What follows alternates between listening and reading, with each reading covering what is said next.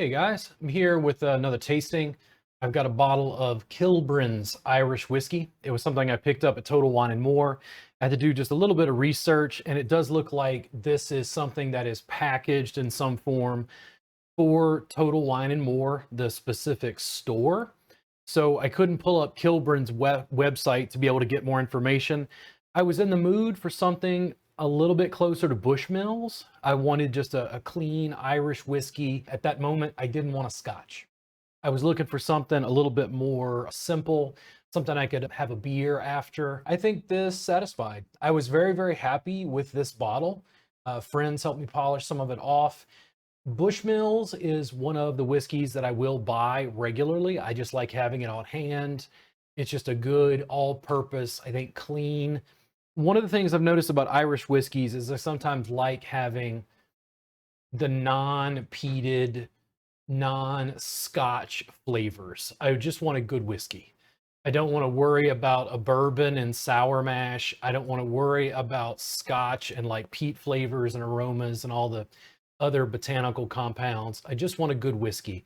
Irish whiskey, if you're starting out, stuff like Bushmills, and I think even this bottle, I think is a really good starting place. If you're trying to find your palate, you're trying to find something that you like, I think this is probably a good choice along with Bushmills. With that being said, let's go ahead and pour some. Let's see how this is. Doing actual tasting notes this time.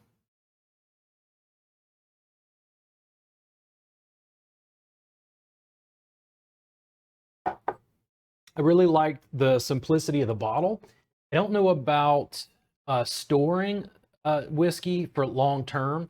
I know that you don't want to put it on its side because it's not like wine. It's got such a high alcohol content. That and tequila, it'll eat the cork.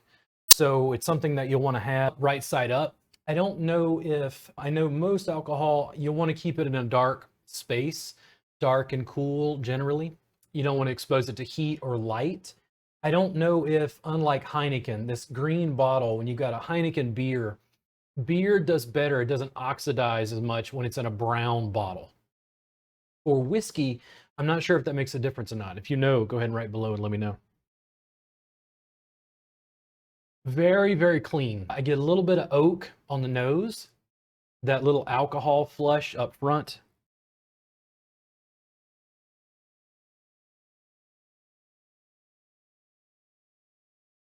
Very mature. I don't get a sense of, I don't know, it makes me think of rot gut, something that's cheap. This, even though I think it was fairly affordable, I think it was less than $30. I was very impressed with this bottle. I think this is one I'd likely buy again, just like I talk about with Bushmills.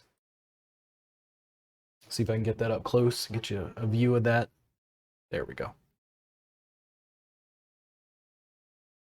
Using a clear glass, you can see it's got a nice color there, kind of like this wood grain. A lot of those compounds, I'm told, are being pulled from the oak cask. I don't know if whiskey has some of the same liquor laws in relations to tequila, but with tequila, they can add 1% additives. That's something I'm going to go into in great detail as I learn a little bit more. I was very frustrated to find out that some of the aromas and things I was picking up from tequila were probably from the additives and not from the bottle itself. Whiskey laws, not as familiar.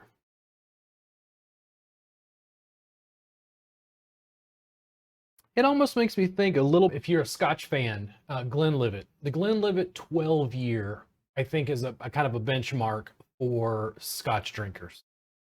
If you were going to start with a Scotch, that Highland Scotch, Glenlivet really works. I think this reminds me of that as far as its flavors and aromas. It doesn't have the same, I think, depth as a Scotch, but it's very good, the aroma and smell.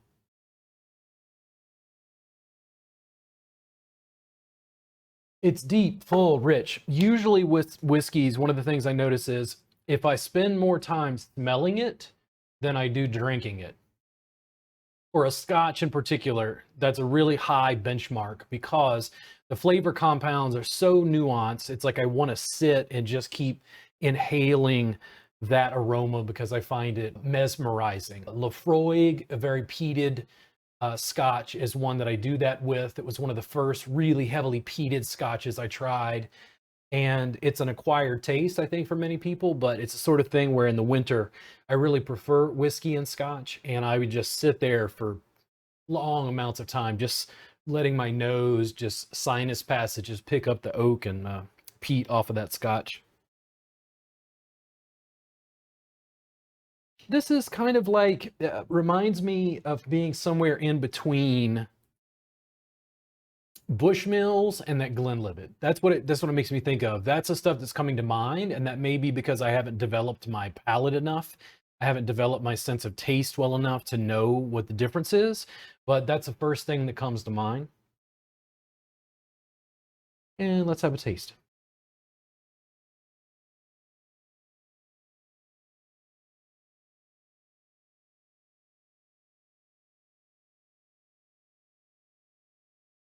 Wheat, lightly. That makes me think of, in terminology, the heather.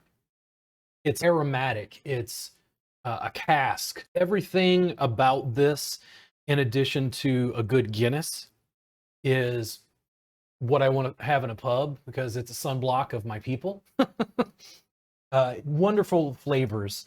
When I said it was sweet, it's aromatic. It's not like sugar. It's got some higher notes in its profile. The nose very oaky, but it's not overwhelming. It also seems fairly balanced, clean, maybe just a little bit crisp.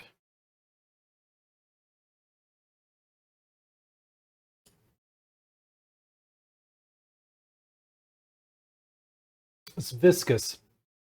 It's got a density, almost a little bit of syrupiness to it. Its viscosity, it lingers on my tongue. It was like it spread across my palate.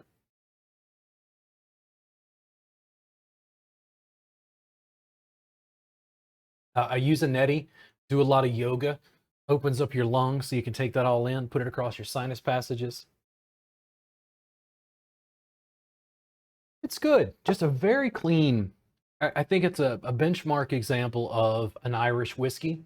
I'd have to dig more within Irish whiskey to see what's available. Also, when you're dealing with this, you have to understand that likely people in Ireland are drinking certain things that aren't even necessarily imported into the United States. A Guinness, for instance, I'm told, just is not the same unless you're in Ireland.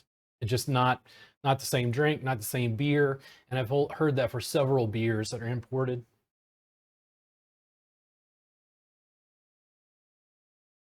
This is much like Bushmills, the same ethic, the same sort of ethos. It makes me want to have this and then a beer after to chase it.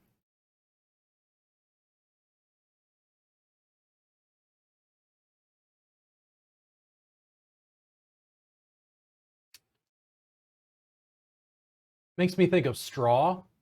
A. I can see the Irish countryside. What it makes me think of. Imagery. It's one of the things I really love about certain liquors, beers. Does it transport me somehow to another place, another time? I'm not a huge, as of yet, bourbon fan. Bourbon, the sour mash flavor is a little more acquired. I do have a bottle of bourbon that I'm going to show and then continue to kind of explore within a range. I did find that I liked bourbon a little bit more once I had something other than Jim Beam or, Jack Daniels.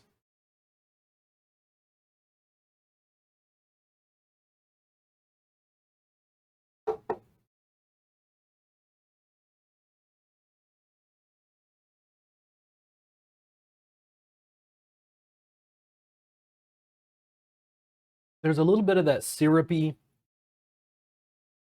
after you get through the heather, after you get through that floral notes, the the stuff that hits your palates first, there is a little bit of bitter, a little bit of something on the backside, but I feel like it's so balanced with all of the other components of the flavor compound, the flavor profile, just a very balanced whiskey. I can't imagine what a connoisseur would say, but I think this is an excellent purchase. This is a little bit more nuanced than, say, Bushmills to me. I can't say whether I would choose this over the other. It would kind of just depend on my mood. But overall, I think this is a great whiskey. I think again, if you were interested in trying something to kind of get started, I think Bushmills and then this is probably a good choice.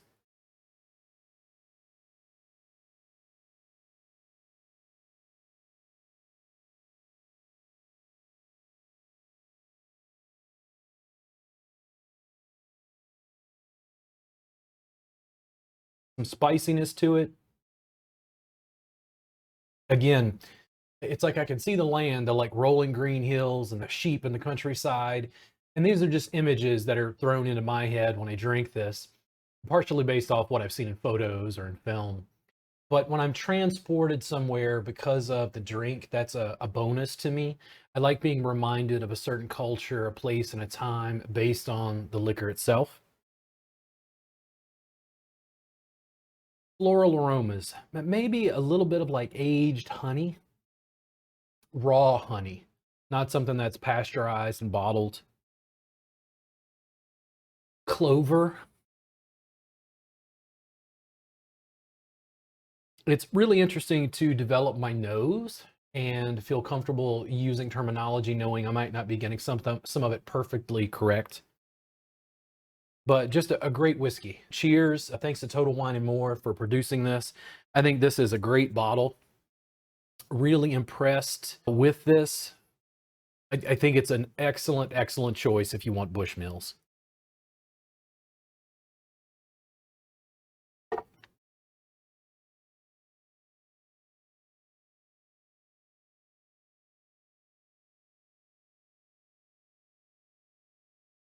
It's full, robust. If I was trying to walk someone along, if we had Bushmills, then we had this, and then they had, is it Dewar's or Dewar's Scotch, the white label, the blended Scotch. I could see walking somebody along in flavor profile from Bushmills to this to Dewar's. To like walk them along in complexity to something until we eventually got them to like Lefroy, something that was very peated. This is, I think, well worth the purchase. You guys check this out. I could see easily taking shots with this as I could drinking it on its own. I, of course, drank it neat just because I was getting the flavor there. But if you have any feedback, criticism, you have another whiskey that you'd really like me to try that you think is a must-have, just comment down below and let me know. I'll be interested to try more and see if we can develop more tasting notes, more of a palate for what I like and what I don't like. You guys have a great day, and thank you again for tuning in. Salud.